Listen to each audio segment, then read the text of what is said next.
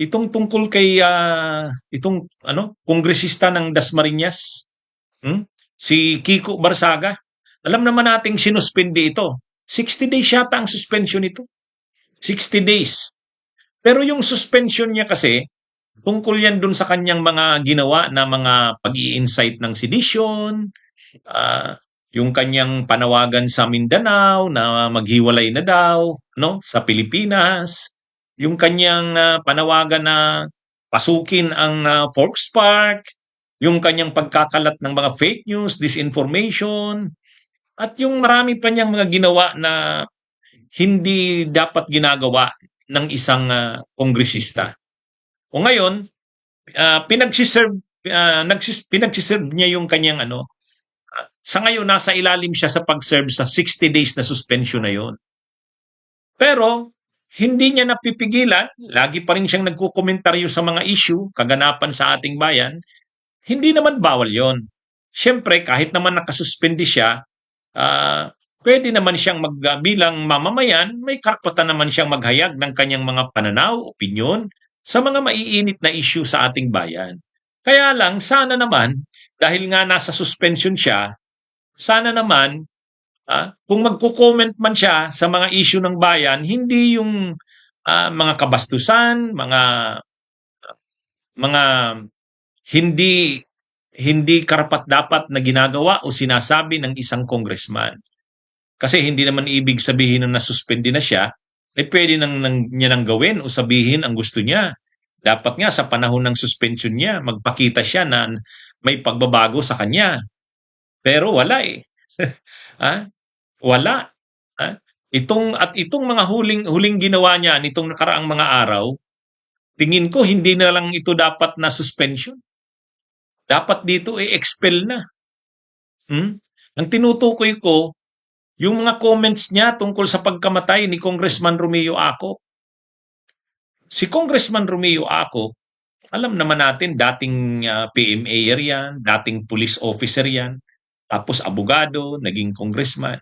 Kaya makikita mo talaga kay Congressman Acop yung pagiging yung pagpapairal ng batas. Kasi ano nga siya, dating military at police officer, tapos lawyer. Kaya makikita mo sa kanya yan pag nagsasalita siya, yung sa kanya mo makikita yung the law may be harsh but that is the law. Itong mga DDS galit sa kanya. Kasi halimbawa nung nagkaroon ng hearing ng mga vloggers at saka mga social media influencers, pinatawag yung mga vloggers ng mga DDS na nagkakalat ng mga fake news, disinformation.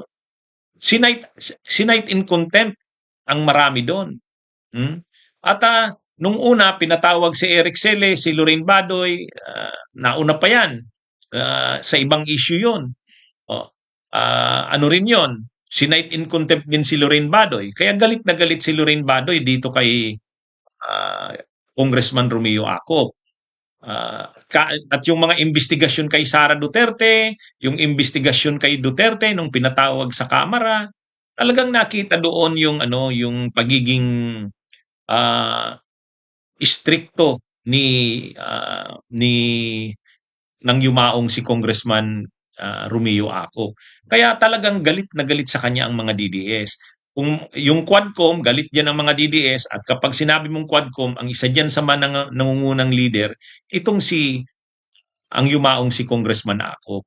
Kaya nung mamatay si Congressman Acop, grabe ang pambabastos pangbabas.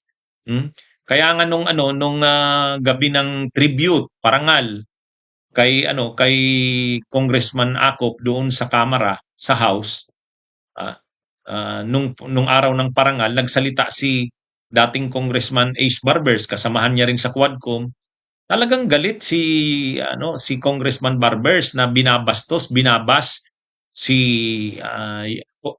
ang yumaong si Congressman Acop. Sabi ni Congressman Barbers, hindi na makatao ang ginagawa niyo. At hindi rin makapilipino, kasi hindi natin ugali ng mga Pilipino ang mabastos ng patay. Lalo pa ngayon na nasa panahon pa ng pagdadalamhati ang pamilya. Pero balik tayo dito sa topic natin, itong tungkol kay Barsaga. Itong si Barsaga, matindi ang mga post tungkol kay Congressman Acop. Sabi ni Barsaga sa post niya, December 31 to ha. Mali si Congressman Libeste. Hindi lahat ng congressman may 2 million Christmas bonus. Ako wala dahil suspended. At si Congressman Acop wala dahil nasa impyerno. Tama ba yun? Tama ba yung sabihin mo yung ganun?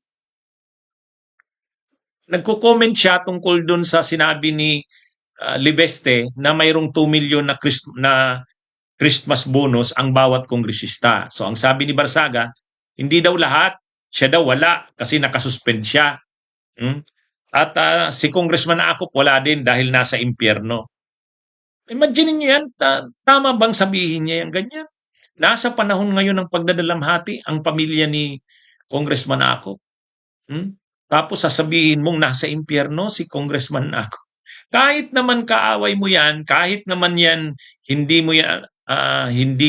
mo gusto ang ginawa niya, sa panahong ito ng pagdadalamhati ng pamilya, bilang ugali ng isang tao at lalong ugali nating mga Pilipino, hindi mo babastusin ng ganyan.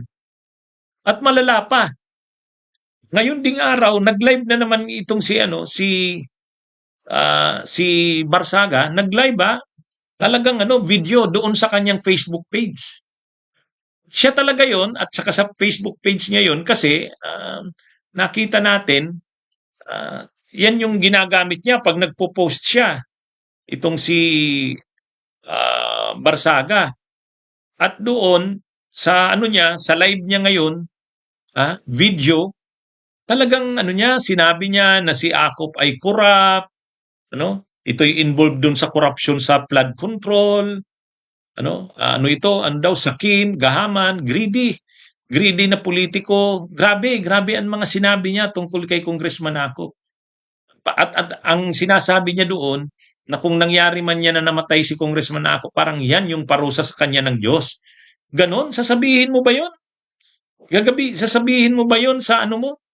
Congressman ka at nakasuspende siya. Kumbaga, ang sinasabi niya, okay, mayaman ka, makapangyarihan ka, gaano man karami ang yaman mong nakuha mo. Sabi niya, sa korupsyon o katiwalian, pagdating ng panahon, uhusgahan ka ng Diyos.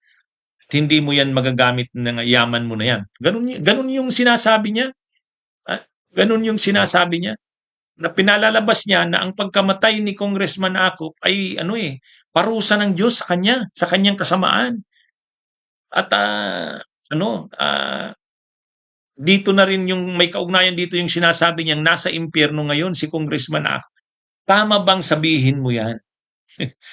Na congressman ka at sa panahon pa ngayon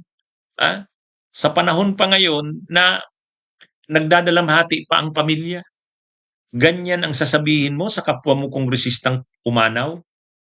Kahit pa kaaway mo yan, kahit pa hindi mo yan gusto, hindi ka magsasabi ng ganun.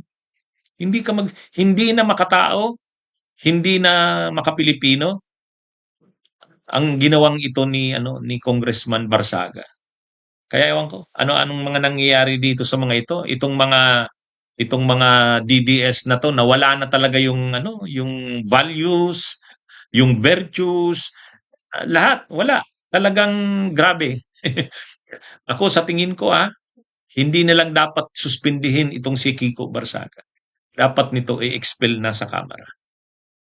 Bunyog, halikan na kasama ka. Bunyog, kapag buklod ay may pag-asa. Luzon, Visayas, Mindanao, isa ang pananaw. Sa bagong Pilipinas ang bunyog isisigaw. Bunyog.